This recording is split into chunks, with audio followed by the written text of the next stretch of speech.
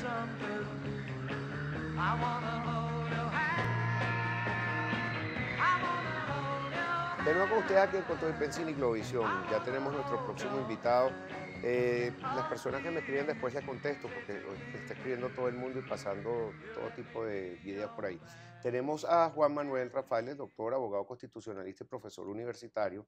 Y bueno, es culpa de nosotros, tenías tiempo que no nos visitabas. ¿Cómo estás, Juan Manuel? Bien, Pedro, gracias por la invitación. Además, con esta música tan buena que tienes hoy. Ah, gracias. Eso gracias a los grupos de Casa Cortés que nos retaron, a que no ponen esa música. Ahí está. Mire, ¿y cómo está tu hija que trabajó con nosotros un tiempo? Pero eso fue en la radio hace años. Sí, Cori muy Caro, bien. Cori está fajada, Cori. ayudando en la parte social a muchos muchachos que tienen necesidades alimenticias en comedores y todo lo demás. Y bueno, ahí está, Qué bien. Bueno, trabajando por el país, de tal palo tal como todo. astilla. Mira, Gracias. quería comenzar por todo lo que es el paquete económico, el paquetazo, como lo llaman. Bueno, hemos visto los resultados en apenas 2 semanas, que bueno, se disparó la inflación todavía más, los productos han desaparecido, muchos empresarios y comerciantes sobre todo no volvieron a abrir la Santa María y no sabemos las consecuencias y los derechos que tienen los empresarios en el país. Creo que constitucionalmente uno tiene la libertad y derecho para producir lo que uno quiera. Y después vamos con el tema también de cómo cambiaron esto, los sueldos y la tabla, la pusieron rasa, los contratos colectivos y todo ese tema. Vamos a empezar entonces con este paquete de medidas. Sí, Pedro, bueno, yo creo que el gobierno estaba muy apremiado y por las propias circunstancias tuvo que sacar esta especie de programa que ha sido muy cuestionado por los economistas y además los efectos de ese programa, sus consecuencias ya se están sintiendo y coinciden plenamente con los pronósticos que hicieron apenas se dictaron las medidas, pues todos estos especialistas en materia económica. Ahora, a mí me preocupó mucho y te lo debo confesar cuando al principio pues comenzaron a haber estas arremetidas contra los comerciantes, contra los locales comerciales, a arremeterse con un discurso desde el propio gobierno contra quien hace empresa y quien produce. ¿Y por qué? Bueno, primero porque desde el punto de vista constitucional el Estado tiene el deber de fomentar la iniciativa privada. La Constitución, en el artículo en donde se desarrolla el sistema socioeconómico de la República, le impone al Estado el deber de evitar precisamente ese tipo de actitudes y más bien generar condiciones para la inversión privada Claro. y que esa inversión produzca bienestar, progreso y prosperidad, obviamente junto con el Estado. Lo mismo en el artículo 112 de la Constitución, que establece los derechos económicos de los ciudadanos, el derecho a formar una libre empresa, a dedicarse a ese trabajo sin más limitaciones que las establecidas en la ley. Entonces, cuando tú sacas las huestes que tienes a tu servicio a arremeter contra quien está tratando de producir, ¿qué ocurre? Que se desvía el foco de atención y al final es un remedio peor que la enfermedad. Entonces, esos empresarios, entre otras cosas, no cerraron y muchos no volvieron a abrir porque hay una profunda inseguridad jurídica, Pedro. Te voy a poner nada más que como ejemplo una perla.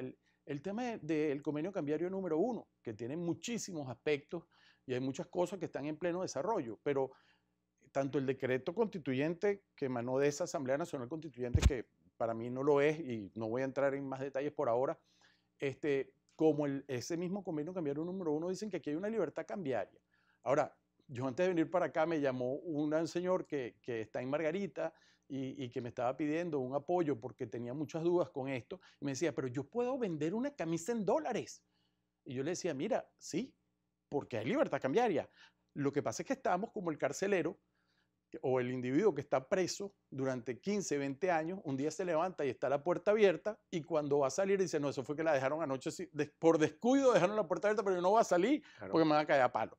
Es decir, no hay seguridad jurídica en relación a todas estas medidas tan delicadas que ha producido un efecto tan erosionante del poder adquisitivo del ciudadano y que cada día la situación pues no pareciera tener salida porque además son medidas económicas que no resuelven el problema del ingreso de la República. Venezuela depende de un ingreso petrolero que cada día está más diezmado, por eso es que ha subido el precio internacional del petróleo, como tú lo sabes, y no hay que ser un erudito de economía, en economía para Claro. saber esto. Por eso es que Y no se traslada en beneficio de la población. absolutamente. Entonces es un plan que se ha hecho como a trompicones y con muchas contradicciones, con muchas contrariedades. ¿Y todo esto a qué lleva? Bueno, que el empresario que se siente atacado, que siente en riesgo su inversión, los capitales que ha trabajado y que los arriesga precisamente para generar productividad, Claro. dice, no, mira, yo más bien me abstengo, déjame ver para dónde va todo esto porque no tengo seguridad jurídica. Eso que tú estás diciendo es la base principal de por qué uno invierte o no. Si no hay confianza, uno no va a invertir. Eso es lo que pasa en Venezuela. Y nosotros necesitamos productos venezolanos, made in Venezuela, hechos aquí, porque lo que te cuesta $4 hacer afuera, aquí te cuesta $1. Y está generando empleo y está generando riqueza. Es como eso que se dijo tanto tiempo Arturo Uslar, sembrar el petróleo. Es eso, tomar el petróleo y convertirlo en bienestar para la sociedad. Pero es que aquí tenemos entonces, por parte del gobierno, como sea un corsé ideológico que no deja avanzar. ¿Cómo se está violando la Constitución? Porque se está violando la parte de cómo están entregando los pozos petroleros, cómo están anclando a unas reservas que todavía ni se han explotado, eso no es constitucional, no sé, los derechos de los empresarios. Háblame un poco sobre esta Constitución. Sí, bueno, sin lugar a dudas, como te decía, la Constitución tiene algunas normas fundamentales en esto, lo mismo que la ley que regula la materia de hidrocarburos, en donde te dice en efecto que los yacimientos no son comprometibles a través de este tipo de mecanismos que se están utilizando. Pero lo grave es que todos estos derechos se están afectando, Pedro, como que si aquí no hubieran reglas del juego.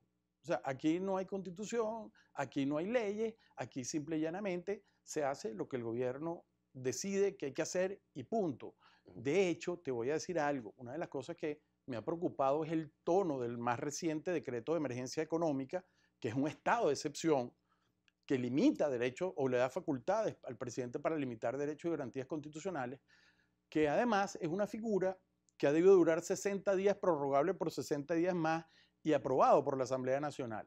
Y resulta que tenemos desde el febrero de 2016 en un estado de emergencia económica y resulta que para burlar o defraudar el límite temporal que establece el artículo 338 de la Constitución para los estados de excepción, entonces terminan con un decreto, pasan los 120 días y sacan otro nuevo, o sea, lo reeditan y además no lo dan a la Asamblea Nacional para su aprobación, que es el órgano legislativo legítimamente electo de acuerdo a las elecciones que ocurrieron en 2015.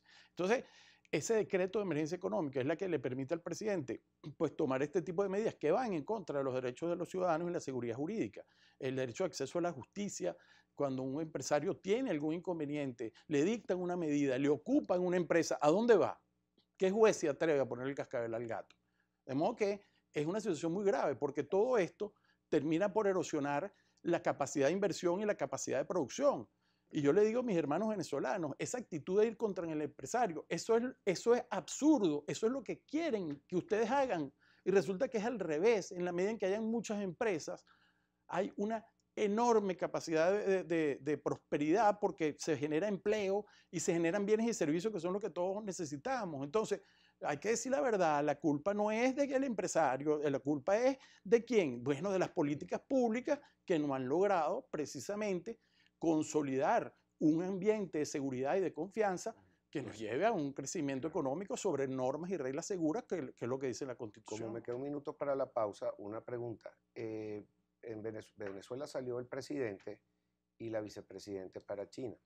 No sé si está contemplado en la Constitución. En caso que pasara algo, ¿quién asume el poder? Bueno, en caso de ausencia absoluta del presidente y del vicepresidente, no hay ninguna previsión constitucional expresa. Sin embargo, cuando uno lee la Constitución, las competencias funcionales que tiene la Asamblea Nacional como el poder más representativo del pueblo, porque es elegido sobre base poblacional y en todos los estados del país, no como la Asamblea Nacional Constituyente, que crearon unas reglas para elegir a esos constituyentes como les dio la gana. Bueno, esa Asamblea Nacional electa así tiene la competencia residual en todas las materias reservadas al poder público y debería, además conforme a nuestra tradición republicana, corresponderle al presidente de la Asamblea Nacional ejercer temporalmente la presidencia y llamar a elecciones tan pronto como lo dice el 233 de la Constitución, que es en 30 días. Okay. Tenemos que ir a una pausa.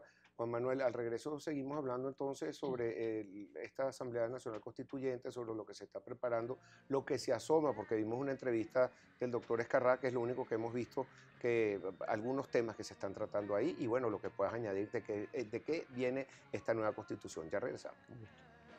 I